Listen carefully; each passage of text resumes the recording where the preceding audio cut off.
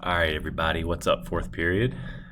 I'm going to send you an on-campus message reminding you about this video because we didn't really talk about it much in class.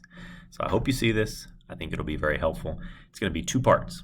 It is going to be a 3 to 4 minute quick review of some of our radical stuff, as in square roots. Hello. Hi, Mr. Smith. Y'all need stuff? Yeah, this is just our roller coaster sitting over here. No worries. Yeah, I set like that end of it. It's like pointy. Why is it pointy? It's a good looking coaster. Thank you. Oh. Hopefully it stays together. Yeah. It's quite the interesting thing to move through the hallway. I'm recording a video, so I just showed my class your roller coaster is off. Hello, class. Sorry to interrupt. No worries, you had to do what you had to do. If you can just shut that, or I'll get it. Yeah, no, I got it. You got it? Yeah, thank you so much. No problem. All right, sorry for that interruption. That's a nice roller coaster they made. Anyways, we're going to review radicals real quick, and then we're going to talk about logarithms, the brand new stuff. So really rapid fire review. I just want to remind you this, just some basics. This is so crucial on ACT, SAT. It's coming up next week.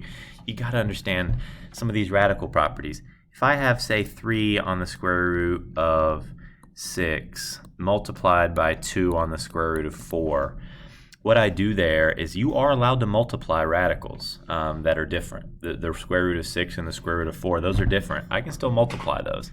And then the numbers on the front, you multiply those as well. So you almost treat it like two separate things. So what is 3 times 2? That would be 6. And then what is root 6 times root 4? That's root 24. Let's not use a 4 because that's a perfect square. Let's use a 5. Let's use a 7. 3 times 2 is 6. Root 6 times root 7 is root 42. And then from there, I wonder if any perfect square factors can go into that. 42 divided by 9, no. No, I think 42. I don't think we can do anything with that. Well, if we could, we would try to break that down farther, but we can't. So then our final answer is 6 on the square root of 42. What about this? 3 square root of 5 plus 3 square root of, let's say, 45. Can I add those together? No. You can multiply them.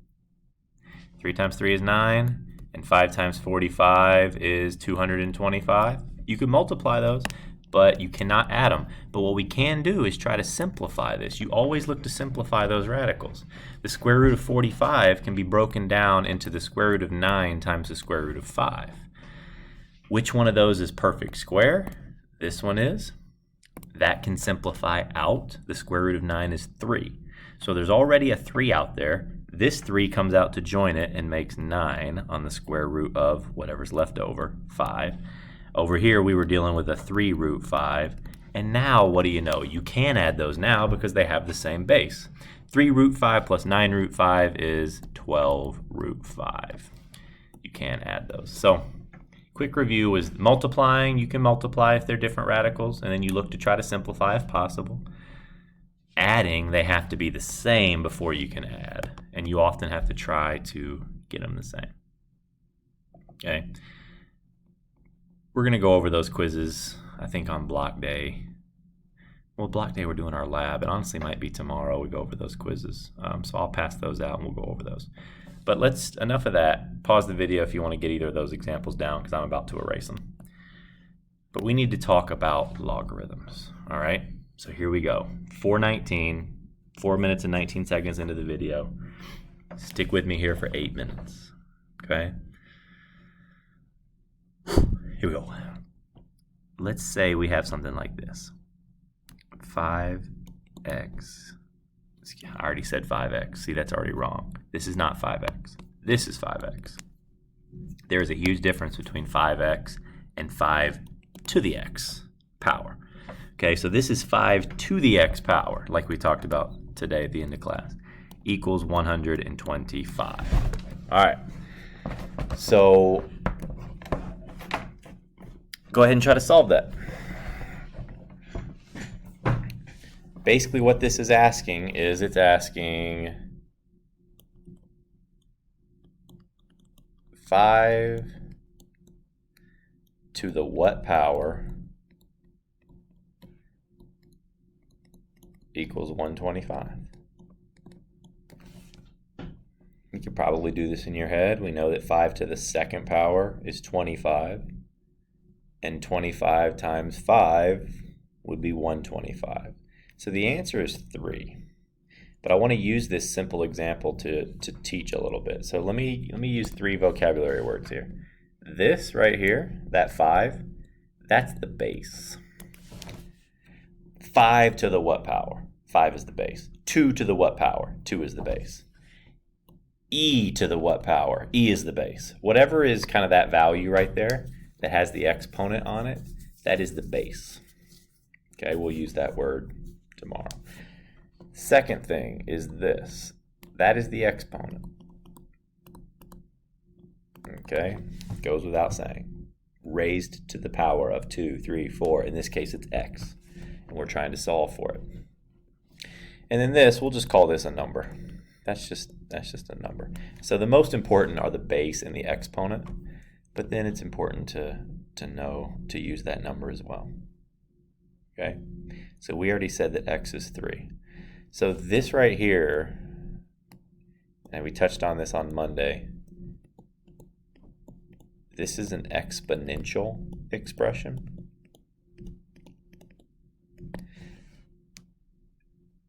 The operation that goes with this, the inverse operation of an exponential expression, is a logarithm. They're a pair that you use them to solve one another. For example, just like multiplication and division, right? This is 2 times x. How do we undo that multiplication? We use division. Just like division and multiplication kind of undo one another, exponents and logarithms are inverse operations. Let me show you what I mean. This is the exact same thing. 5 to the x power equals 125. This is if we wrote it as an exponent. But if we wrote it as a logarithm over here, it would be log, which is just short for logarithm. The base that was here now goes down here. Notice it's a little lower. It's like a subscript. It's a little lower. Log base 5 of 125 equals blank. Take a quick look at how the base, where the base moved to, where the exponent moved to, and where the number moved to. The base is down here. The number is now here. And the exponent is the actual answer. Okay? 5 to the x power equals 125 turns into log base 5 of 125 equals x. Let me write that. This is how you would read that. You would read this, if I asked you to read me that problem, you would say log base 5 of 125 equals x. That's how you would read that. And I love this. Actually, a student taught me this a long time ago from something that their teacher had showed them. You kind of go around the world to solve it. Here's what I mean. 5 to the what power equals 125. It's another way to look at it, which is kind of nice. 5 to the what power equals 125. And the way we can solve that is using our exponent rules. But also right here, you can actually punch log base 5 of 125 into your calculator. You can actually do that. Let me show you how to do it.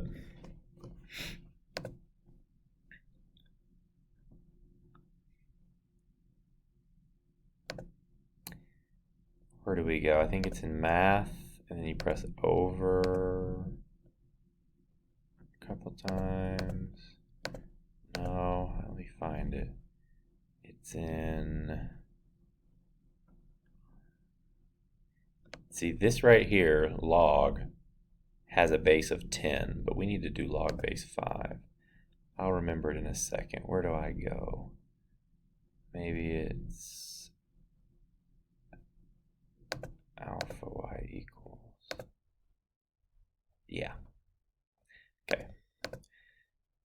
green button, and then y equals. The same place that you go to get fractions from your calculator.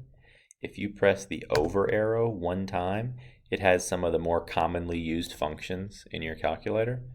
And this one right here, log base, when you click it, it lets you type in whatever you want. So we want log base 5. It doesn't always have a base of 5. It could have a base of 2, 3. It could have a base of 1/2. It could have a base of 1,000. But log base 5 of 125, and we already know what it should give us, 3.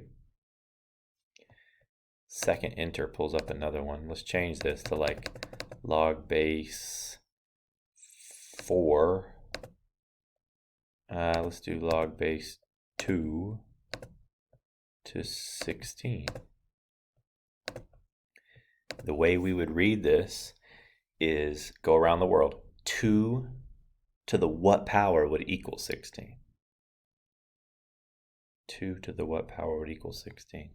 That answer is 4. Okay, so your calculator can actually solve some of these logarithms, basic, like simple ones and complex. You can do the simple ones in your head, I hope, but the way you get there is alpha y equals, and you press over one time, and it's the 5th option down. Okay, so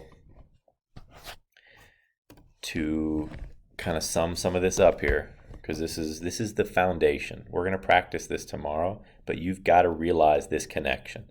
The connection that an exponential function like 2, I don't like the green, 2 to the x power equals 32. That is the same thing if we rearrange it. This is exponential form. So basically, we need to be able to change something from exponential form into its log form. We'll use the full word at this point. Into its logarithmic form. So we need to be able to do, okay, 2 to the what power equals 32. That's the same thing as log base 2 of 32 equals what? And you can test 2 to the x power equals 32. Yep, okay, those are identical. Those are the same. What if we started over here? Log base 4, 16 equals x.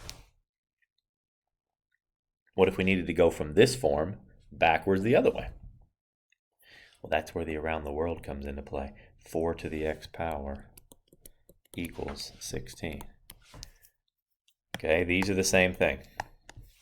This and this are their inverses of one another. You can quickly rearrange those. 4 to the what power equals 16. We know that the answer of that is 2. Over here, the answer, if you typed this into your calculator, it would give you a 2. Okay, so let's finish with this. Some of you like formulas. Here's the formula. If you have a base to a power equals a number. Let's use y, bx and y. Something to the x power equals y. The same way that you would write it over here is the base is down here, the y is here, and it equals the x. This is exponential form. Notice where the b and x and y are. This is logarithmic form. We've got to be able to go back and forth amongst the two. Okay, because they are inverses. They undo one another. And I even want to show you that when you look on a graph, like check this out. Let's do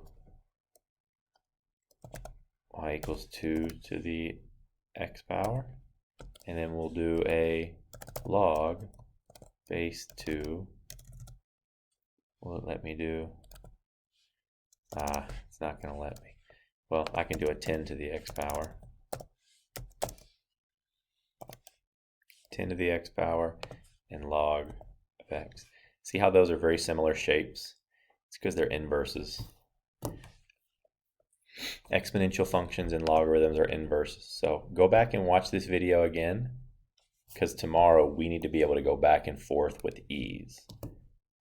Don't forget to send me a message with something that you learned and then a question you still have. Lean in. Ask me questions on this. Don't get left behind. See you tomorrow.